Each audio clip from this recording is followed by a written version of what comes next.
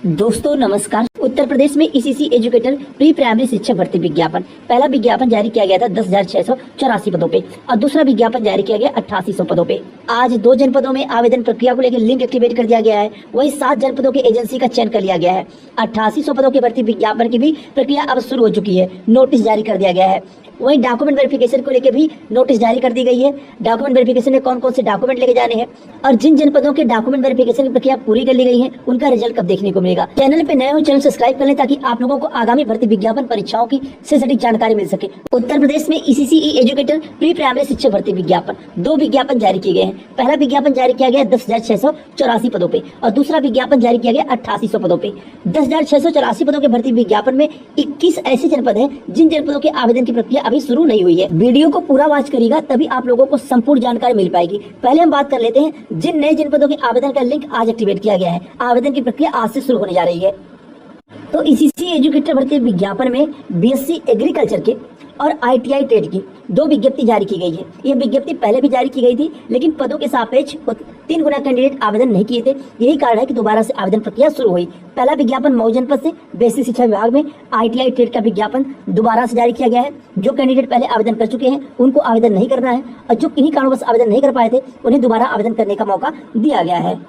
दूसरा विज्ञापन एग्रीकल्चर का जारी किया गया है। यहाँ पे आप सभी देख रहे होंगे बीएससी एग्रीकल्चर अगर आपका तो आवेदन कर सकते हैं। टोटल पदों की संख्या 6 है और आवेदन की अंतिम तिथि है 23 अगस्त 2025 तक। आप सभी आवेदन कर लें। बीएससी एग्रीकल्चर की जो भी कैंडिडेट हो ईसीसी एजुकेटर भर्ती विज्ञापन में मऊ जनपद से यह विज्ञापन जारी किया गया है। ईसीसी एजुकेटर भर्ती विज्ञापन 10,684 पदों के भर्ती विज्ञापन में ये ऐसे जनपद हैं जिनके आवेदन की प्रक्रिया अभी शुरू नहीं हो पाई है। पहला जनपद है कन्नौज, हाथरस, बदायूं, बहराइच, सुल्तानपुर, चित्रकूट, कानपुर नगर, चंदौली, अलीगढ़, बलिया, बलरामपुर, आजमगढ़ के आवेदन की प्रक्रिया चल रही है और रिकॉर्ड आवेदन हो चुके हैं। 5000 प्लस आवेदन हो चुके हैं। अंबेडकर नगर, अमरोहा, ललितपुर, सोनभद्र, रायबरेली, कुशीनगर, महाराजगंज, जौनपुर, उन्नाव, बिजनौर, शामली ये ऐसे जनपद हैं 10,684 पदों के भर्ती विज्ञापन में जिनके आवेदन का लिंक अभी एक्टिवेट नहीं हुआ है। लेकिन जानकारी अब ये निकल के आ रही है कि 10,684 पदों के भर्ती विज्ञापन में जिन जनपदों के आवेदन की प्रक्रिया अभी शुरू नहीं हुई है उन जनपदों के आवेदन की प्रक्रिया और उनके पदों की संख्या अब 8800 पदों के भर्ती विज्ञापन में मर्ज कर दिया जाएगा।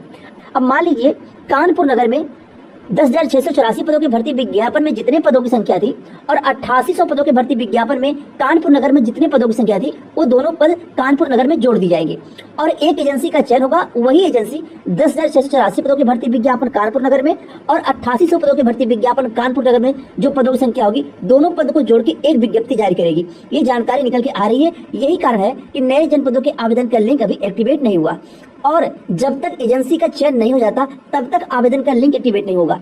अब जो 10,684 पदों के भर्ती विज्ञापन में जिन जनपदों के आवेदन की प्रक्रिया पूरी कर ली गई है, रिजल्ट जारी कर दिया गया है या अभी तक डॉक्यूमेंट वेरिफिकेशन का रिजल्ट जारी नहीं हुआ है, उनके रिजल्ट आपको देखने को अपने तय समय पे मिल जाएंगे। लेकिन 8800 पदों के भर्ती विज्ञापन में जनपद वाइज विज्ञप्ति जारी होगी और जनपद वाइज एजेंसी का चयन होगा। अब 8800 पदों के भर्ती विज्ञापन में जिन जिन जनपदों की एजेंसी का चयन हो चुका है उनमें पहली प्राथमिकता में है आपका कुशीनगर जनपद और सुल्तानपुर जनपद, अलीगढ़ जनपद, औरैया जनपद, कानपुर नगर जनपद, देवरिया जनपद, अमेठी जनपद। औरैया जनपद में 10,684 पदों के भर्ती विज्ञापन की प्रक्रिया पूरी कर ली गई थी लेकिन पूरी भर्ती को रद्द कर दिया गया। भर्ती को रद्द क्यों किया गया? क्योंकि वहां पे कुछ धांधली का आरोप लगा कि भर्ती में धांधली हुई है, पैसों की मांग हुई है। यही सब वजह थी कि भर्ती को पूरी तरह से रद्द कर दिया गया। अब औरैया जनपद के भर्ती विज्ञापन जो 10,684 पदों के विज्ञप्ति में पदों की संख्या थी औरैया जनपद में उस पदों को और 8800 पदों के भर्ती विज्ञापन में और ये जनपद में जो पदों की संख्या थी उन दोनों पदों को जोड़ के एक विज्ञप्ति जारी की जाएगी। अंबेडकर नगर में एजेंसी का चयन कर लिया गया है और जौनपुर जनपद में भी एजेंसी का चयन कर लिया गया है। कानपुर नगर में भी एजेंसी का चयन कर लिया गया है। बलिया जनपद में भी एजेंसी का चयन कर लिया गया है लेकिन आवेदन का लिंक अभी एक्टिवेट नहीं हुआ। यही कारण है। एजेंसी की सोच क्या है कि दोनों विज्ञापन में पदों की संख्या जो बची है एक साथ मर्ज करके एक ही विज्ञप्ति जारी की जाए और कैंडिडेट एक ही बार में आवेदन करे और दोनों विज्ञापन में आवेदन के लिए वह पात्र माने जाए। अब हम बात कर लेते हैं गाजियाबाद जनपद के डॉक्यूमेंट वेरिफिकेशन का रिजल्ट जारी कर दिया गया है। गाजियाबाद जनपद में डॉक्यूमेंट वेरिफिकेशन 12 अगस्त से शुरू होने जा रहा है। कौन कौन से डॉक्यूमेंट लेके जाने इसकी भी जानकारी आप सभी को दी गई थी। तो स्क्रीन पे आप सभी देख रहे होंगे, आपको सूचित किया जाता है कि आपके द्वारा सेवा योजना पोर्टल पर कार्यालय बेसिक शिक्षा विभाग के अंतर्गत जनपद गाजियाबाद के लिए ईसीसी शिक्षक के पद हेतु किए गए आवेदन के क्रम में आपका साक्षात्कार एवं डॉक्यूमेंट सत्यापन दिनांक 12 अगस्त से शुरू होने जा रहा है। 12 अगस्त से सुबह 9 बजे जिला बेसिक शिक्षा अधिकारी गाजियाबाद पर निर्धारित समय पर तिथि पर पहुंचना सुनिश्चित करें। और डॉक्यूमेंट में आप लोगों को क्या लेके जाना है, आपका पासबुक का फोटो कॉपी होना चाहिए और पासबुक की ओरिजिनल कॉपी होनी चाहिए। हाई स्कूल इंटर ग्रेजुएशन के ओरिजिनल डॉक्यूमेंट होने चाहिए और 2-2 प्रति जिराक्स यानी फोटो कॉपी होनी चाहिए। साथ में आपका आधार कार्ड होना चाहिए। यहाँ पे आप सभी देख रहे होंगे, आधार कार्ड एवं बैंक डिटेल सभी की 2 छाया प्रति के साथ में प्रातः 9 बजे जिला बेसिक शिक्षा अधिकारी गाजियाबाद के निर्धारित समय एवं तिथि में पहुंचना सुनिश्चित करना है।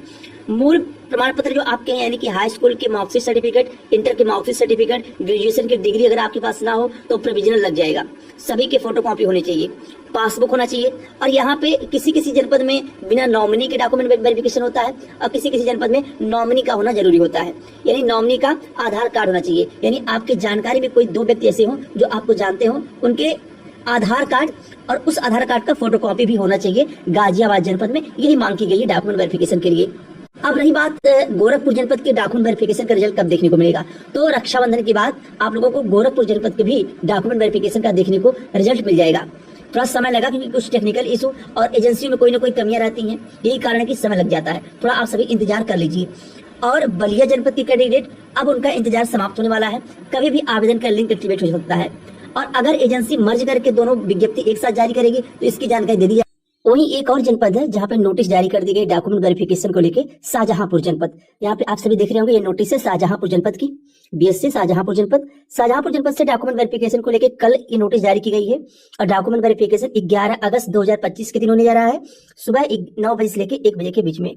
और ये document verification OG valley service lane near Ramabai Ambedkar मैदान में यानी लखनऊ में डॉक्यूमेंट वेरिफिकेशन रखा गया है। जो भी कैंडिडेट शाहजहांपुर जनपद के हो वो अपना ईमेल बॉक्स चेक कर लें, को आपको मेल आया होगा इसी तरह से, या फिर आपको अननोन नंबर से कॉल आई होगी डीबी के लिए, जिन कैंडिडेट का सिलेक्शन हुआ होगा यानी शॉर्टलिस्ट हुए होंगे डीबी के लिए। अब रही बात की जितने कैंडिडेट आवेदन करते हैं उन सभी कैंडिडेट को मौका नहीं मिलता है डीबी में, केवल पदों के सापेक्ष 3 गुना कैंडिडेट को बुलाया जाता है। मान लीजिए आपके जनपद में 100 पदों की संख्या है तो डीबी में केवल 300 कैंडिडेट को बुलाया जाएगा। उसके बाद उस 300 में जिनके नंबर अच्छे होंगे उनका फाइनल सिलेक्शन होगा। तो दूसरा जनपद शाहजहांपुर जनपद से डॉक्यूमेंट वेरिफिकेशन को नोटिस जारी कर दी गई है। डॉक्यूमेंट आप लोगों को बता दिया गया है कौन कौन से डॉक्यूमेंट लेके जाने हैं। यहाँ पे आप सभी देख रहे होंगे, 2 set of all original document के जिराक्स यानी फोटोकॉपी होनी चाहिए, आईडी प्रूफ होना चाहिए, आपके हाई स्कूल इंटर ग्रेजुएशन की मार्कशीट सर्टिफिकेट होनी चाहिए, ओरिजिनल भी और फोटोकॉपी भी 2 सेट में। उसके बाद आपके पास आपका जो यहाँ पे देखिए for recent passport size photograph यानी आपका फोटो होना चाहिए, और 2 set of hard copy for email, जो आपको ईमेल आया हुआ है ये भी आप अपना एक जिराक्स निकलवा लीजिएगा मेल का, जो डीबी के लिए आपको बुलावाया है। अब आप लोग अपना रजिस्ट्रेशन कर लीजिए, आईडी पासवर्ड बना लीजिए, क्योंकि वैकेंसी तेजी से आवेदन प्रक्रिया शुरू होगी और सर्वर की प्रॉब्लम चली रही है, आप सभी को पता है। आवेदन करने में, आईडी पासवर्ड बनाने में तमाम समस्याएं आ रही हैं, तो आप लोग पहले से रजिस्ट्रेशन करके आईडी पासवर्ड बना लें। अब रही बात की 10,684 पदों की भर्ती विज्ञापन में जिन जनपदों के रिजल्ट अभी जारी नहीं हुए, रिजल्ट कब देखने को मिलेंगे, चाहे फाइनल परिणाम की बात करें या डॉक्यूमेंट वेरिफिकेशन की बात करें, तो रक्षाबंधन की बात यानी कि अगले सप्ताह में आप लोगों को लगातार रिजल्ट देखने को मिलेंगे, डॉक्यूमेंट वेरिफिकेशन के हो या आपके फाइनल परिणाम हो। आप लोग अपना ईमेल आईडी चेक करते रहिए, या किसी अननोन नंबर से कॉल आए उस कॉल को रिसीव करिए, क्योंकि हो सकता है कि आपके डॉक्यूमेंट वेरिफिकेशन के लिए वो कॉल आ रही हो। यही 2-3 माध्यम से आपको एजेंसी जानकारी देती है, चाहे ईमेल के माध्यम से हो, चाहे अननोन नंबर से कॉल करके डॉक्यूमेंट वेरिफिकेशन के लिए, या आपको टेक्स्ट मैसेज आता हो कि आपका डॉक्यूमेंट वेरिफिकेशन कब और कहाँ है और किस डेट में है।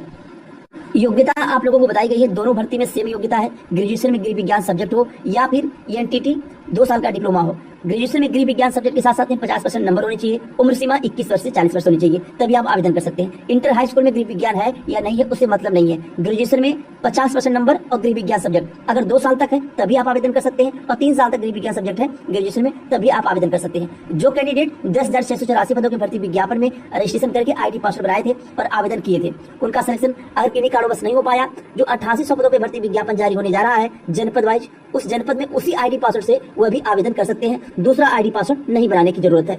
बाकी की अगर कोई नई अपडेट निकल के आएगी सबसे पहले आपको इस चैनल के माध्यम से जानकारी दी जाएगी। चैनल पे नए हो चैनल सब्सक्राइब कर लें। आज के लिए बस इतना ही, बहुत बहुत धन्यवाद। जय हिंद।